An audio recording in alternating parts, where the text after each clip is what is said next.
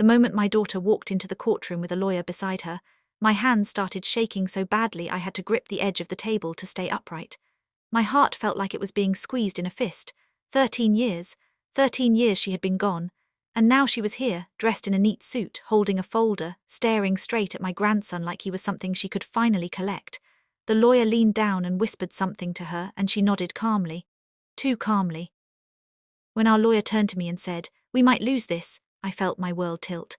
I thought my grandson's future was about to be stolen right in front of my eyes. Then very softly my grandson leaned close and whispered, "Grandma, just let her talk." Why would he say that when everything was about to fall apart? I am not a weak woman, life made sure of that early on, but in that moment fear wrapped around me like cold water. My daughter, my own flesh and blood, was trying to take money from the boy she abandoned, the boy I raised, the boy who trusted me with everything. I wanted to stand up and scream. I wanted to tell the judge everything she had done, everything she had not done. But my grandson's voice stopped me, calm, steady, like he already knew something I did not. As my daughter took her seat, memories crashed into me so fast I almost forgot where I was. 13 years earlier I was standing in my kitchen holding a crying toddler while my daughter packed a small bag. She would not look at me. She kept saying she could not do it anymore, that it was too hard, that she was too young. My grandson was only 5 then. He clung to my shirt, his little hands shaking, his face wet with tears. He did not understand why his mother was leaving.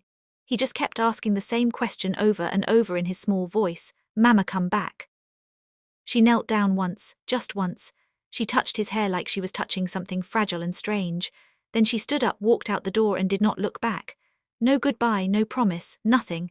The door closed and the house went silent except for my grandson's sobbing. That was the day I became more than a grandma. That was the day I became everything. At first I told myself she would come back. A week passed, then a month, then a year. She never called, never sent money, never asked how he was doing. When doctors later explained my grandson was autistic, she still did not come. She said it was too much for her. Those were her words, too much. I learned fast. I learned how to help him when sounds overwhelmed him. I learned how to calm him when the world felt too loud. I learned how to explain things slowly, gently, with patience. I learned his patterns, his fears, his joys. He loved numbers. He loved patterns. He loved fixing broken things. While other children played outside, he sat quietly lining up blocks, rearranging them again and again until they felt right. Money was tight, very tight. Some nights I skipped dinner so he could eat. I worked small jobs. Cleaning, sewing, cooking for neighbors. I did it all. I never complained. Because every time he smiled, every time he learned something new, it felt worth it. Years passed like that, quietly, hard but full of love. When he was 12, he started teaching himself how computers worked. We did not have much, just an old laptop someone donated. He sat for hours, tapping keys, watching videos, writing lines of code I did not understand. When I asked him what he was doing, he said, "I'm building something, Grandma, something that makes sense." I nodded, even though I did not fully understand. I trusted him. By 16, people online were asking him for help. By 17, companies were sending emails. By 18, the app he built solved a problem many people had. It grew fast, faster than anyone expected. When the numbers came in, I had to sit down. $5.4 million. That was how much the app was valued. 5.4 million.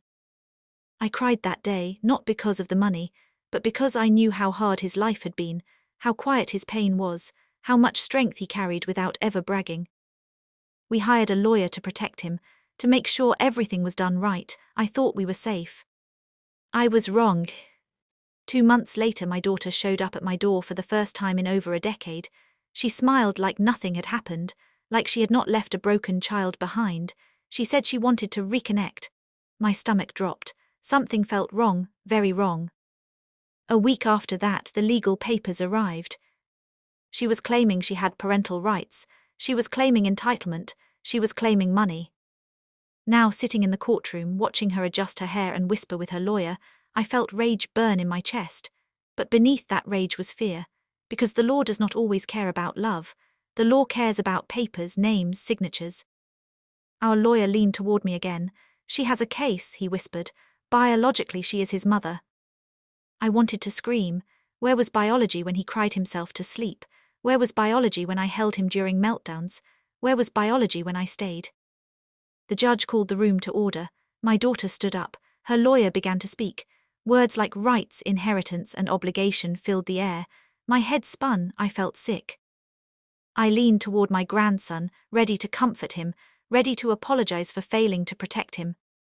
Instead, he looked at me with calm eyes and whispered again, "Grandma, let her talk." And as I watched my daughter open her mouth to explain herself, a terrible thought crossed my mind. What did my grandson know that I did? My daughter's voice echoed through the courtroom, calm and polished, like she had practiced every word in front of a mirror. She talked about being young, about being scared, about how life had overwhelmed her back then. She said she had never stopped loving her son. Every sentence felt like a small knife. I clenched my hands under the table, forcing myself not to interrupt. My grandson sat beside me, straight-backed, quiet, his eyes focused on her, not angry, not sad, just watching. As she spoke, my mind drifted back to the early years, when love was not something spoken in fancy words, but something proven through daily sacrifice. After she left, the house felt too big and too quiet. My grandson struggled with changes. Loud noises made him cry, new faces scared him, he needed routines, gentle words, patience. Doctors explained his condition slowly, carefully, like they were afraid I might break. Autism, they said. He would see the world differently, he might struggle socially, he might never be fully independent. I remember nodding, holding his small hand and thinking, we will see. School was not easy. Other children did not understand him. Some laughed when he flapped his hands or spoke too honestly. Teachers tried, but many gave up. I did not. Every night we sat at the kitchen table. I helped him with homework, repeating instructions as many times as he needed. When he became frustrated, I reminded him to breathe. When he cried, I held him until the tears stopped. I watched him grow strong in quiet ways. He did not talk much, but when he did, his words mattered. He noticed patterns others missed. He remembered details others forgot. When something broke, he wanted to fix it. When something did not make sense, he wanted to understand why. By the time he was a teenager, computers became his safe place. They did not judge him. They followed rules, they made sense. He learned everything from free videos and borrowed books. Sometimes I would wake up at night and see the glow from the old laptop under his door. I worried he was working too hard. He would smile and say, "It's okay, Grandma, I like this." Money stayed tight. I sold my wedding ring to buy him a better keyboard when his broke. I never told him. I never wanted him to feel like a burden. My daughter never called, not on birthdays, not on holidays, not when doctors said his future was uncertain. She vanished completely. I stopped waiting for her. Years later, when his app began to grow, I did not understand the full picture. All I knew was that people were grateful. Emails came from strangers thanking him for building something that helped them. Some said his app helped their children. Some said it helped them work better. He read every message carefully, quietly absorbing the praise without pride. Then came the meetings, the contracts, the lawyers, everything moved fast, too fast. I remember asking him one night if he was scared. He shook his head. "I prepared for this," he said. "I think about everything." I believed him. Now in the courtroom, my daughter talked about regret, about wanting to make things right, about reconnecting as a family. She never once looked at me when she said these things. She looked at the judge. She looked at the papers. She looked at the future she wanted to claim. Her lawyer stood next, explaining that as the biological mother, she had legal standing. He spoke smoothly, confidently. I could see our lawyer stiffen. I felt my chest tighten. The judge listened carefully, expression unreadable. When it was our turn to speak, our lawyer stood up. He talked about abandonment, about 13 years of absence, about how I raised the boy alone. He spoke clearly, firmly, but I could hear uncertainty underneath his words. The law, he explained, was complicated. The judge nodded slowly. "This case," he said, "will require careful review." My daughter smiled faintly. During a short break, our lawyer pulled me aside. His voice was low. "She might win partial control," he said, "at least over finances." I felt my knees weaken. Partial control was enough to ruin everything. I looked at my grandson, ready to shield him from the truth. Instead, he leaned toward me and whispered something new. "She doesn't know," he said softly. "Doesn't know what?" I whispered back. He didn't answer. He just sat back down, calm as ever, as the judge called us back into session. And for the first time since my daughter returned, I felt something shift. What exactly was my grandson hiding? And why was he so sure we were not finished yet? The judge asked for a recess and the courtroom slowly emptied into low whispers and nervous footsteps. I stayed seated, afraid that if I stood up my legs would give way. My daughter walked past us without stopping. Her lawyer leaned in close, smiling as if everything was already decided. That smile made my stomach twist. My grandson did not move. He sat quietly, hands folded, eyes down, breathing slow and steady. I watched him like I used to when he was small, checking every breath, every movement, trying to read what he was feeling. But his face was calm, too calm. When the room finally cleared, I leaned toward him. "What doesn't she know?" I asked again, my voice barely a whisper. He looked at me then, really looked at me, and for a moment I saw the little boy who used to hide behind my skirt when strangers spoke too loudly. But there was something else too. Confidence, preparation. "She doesn't know the truth," he said, "not the full one." Before I could ask more, our lawyer returned. He looked tired, older somehow. "We need to talk," he said, motioning us toward a small side room. The room smelled like old paper and coffee. The lawyer closed the door and lowered his voice. "I need to be honest," he said. "If the judge rules in her favor, even partially, she could gain access to funds. She could challenge decisions. It could get messy." I felt heat rise to my face. "After everything she didn't do," I said, "after 13 years. He sighed. "The law doesn't always reward sacrifice." That was when my grandson spoke. "I prepared for this," he said again, louder this time, clear and steady. The lawyer blinked. "Prepared how?" My grandson reached into his bag and pulled out a thin folder. He placed it gently on the table. "I started preparing years ago," he said, "because I knew she might come back." My heart skipped. "You knew?" He nodded. "People change when money appears. I read about it, I studied it." The lawyer slowly opened the folder. His eyes moved across the pages. His eyebrows lifted slightly. "Where did you get all this?" "I kept records," my grandson said. "Everything." Inside were copies of school records listing me as guardian, medical documents, therapy notes, letters from teachers, statements from doctors, even old messages he had written to his mother that were never answered, saved with dates and times. 13 years of silence documented. I felt tears burn my eyes. I had not known he kept all of this. He had been quietly protecting himself all along. "There's more," he said. He pulled out another document. "When I turned 16, with Grandma's permission, I filed paperwork."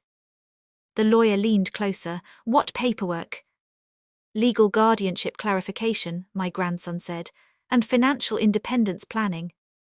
The lawyer's mouth opened slightly. "At 16. I researched the laws," my grandson said. "I needed Grandma's consent. She gave it." I stared at him, shocked. "You never told me." "You were already doing everything," he said gently. "I didn't want to scare you." The lawyer flipped through the pages again, faster now.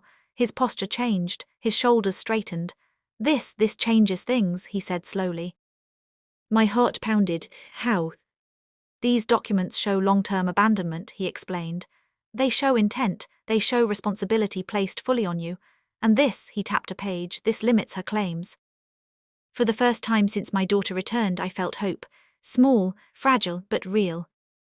The judge called us back into the courtroom. My daughter took her seat again, crossing her legs, confidence written all over her face. She believed she was winning, I could see it. The judge asked our lawyer to continue. He stood up, calmer now, stronger. He presented the documents one by one. He explained the years of care, the legal steps taken, the financial planning done under guidance. He spoke clearly, slowly, making sure every word landed. My daughter's smile faded.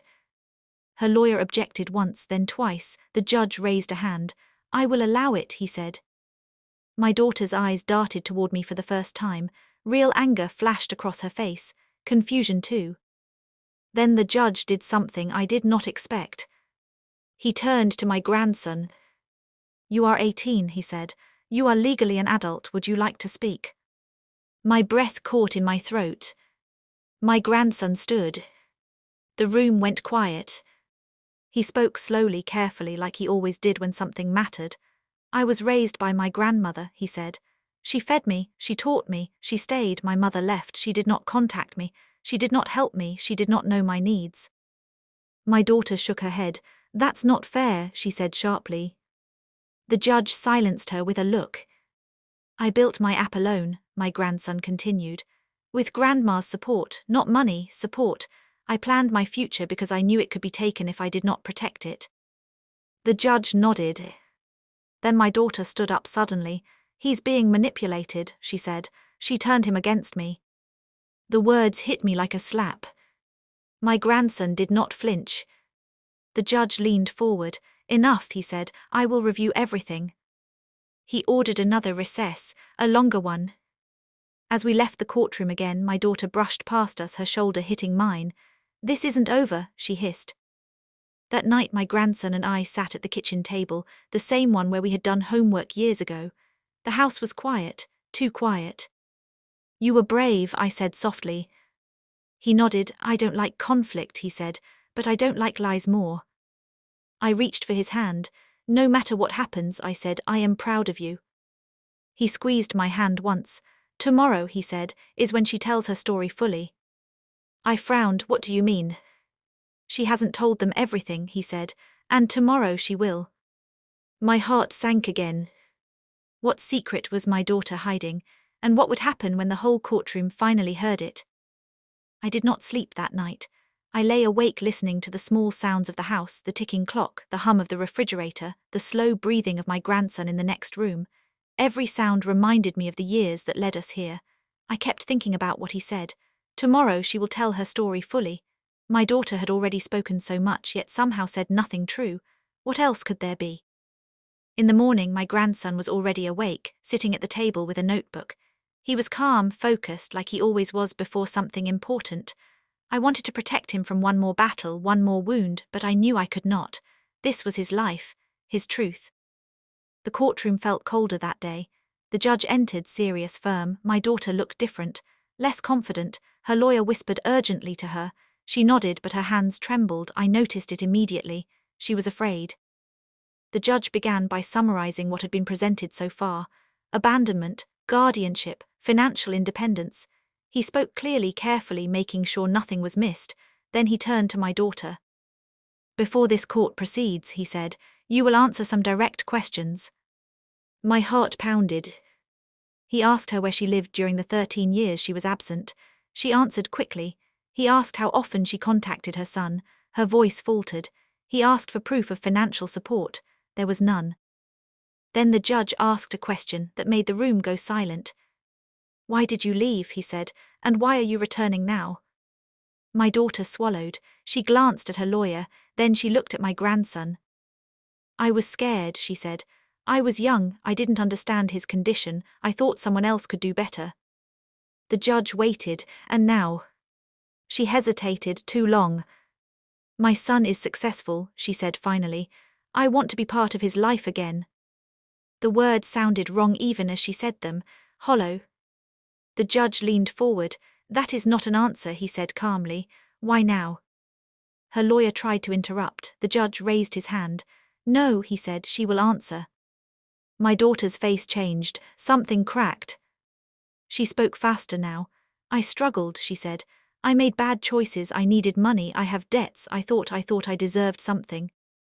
There it was, the truth, plain and ugly. The room felt heavy. I closed my eyes for a second. My grandson did not move. The judge nodded slowly. Thank you for your honesty, he said. Then he turned to my grandson. Is there anything else you wish to present? My grandson stood again. His voice did not shake. Yes, he said, there is something important. He took out another document, one I had never seen. This is a trust, he said. Created when my app started earning money. It places all assets under protection. I am the sole beneficiary. My grandmother is the trustee. Gasps rippled through the room. My daughter's lawyer jumped up. This was not disclosed, he said sharply. It was legally filed, our lawyer replied calmly, and valid. The judge reviewed the document carefully. This was done legally, he said, with proper counsel.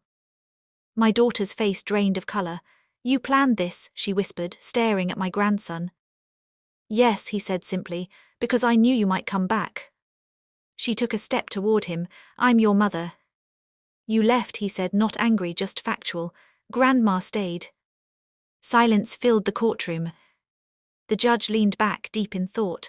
"I will make my ruling tomorrow," he said. "Court is adjourned." My chest tightened. One more night, one more wait. Outside, my daughter followed us. Her voice was sharp, desperate. "You think you've won," she said, "but blood matters." My grandson turned and looked at her. "Truth matters more," he said. That night, as we sat together at home, I finally asked the question that had been burning inside me. "Are you afraid?" I asked. He thought for a moment. "I was," he said, "but not anymore."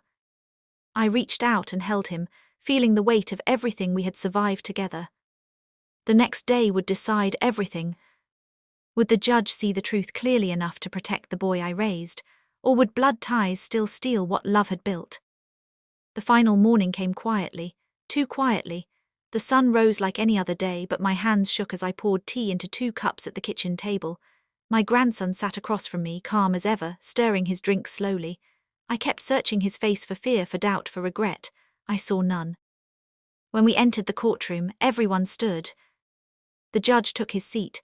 My daughter was already there, sitting stiffly, her lawyer beside her. She did not look at us this time. Her confidence was gone.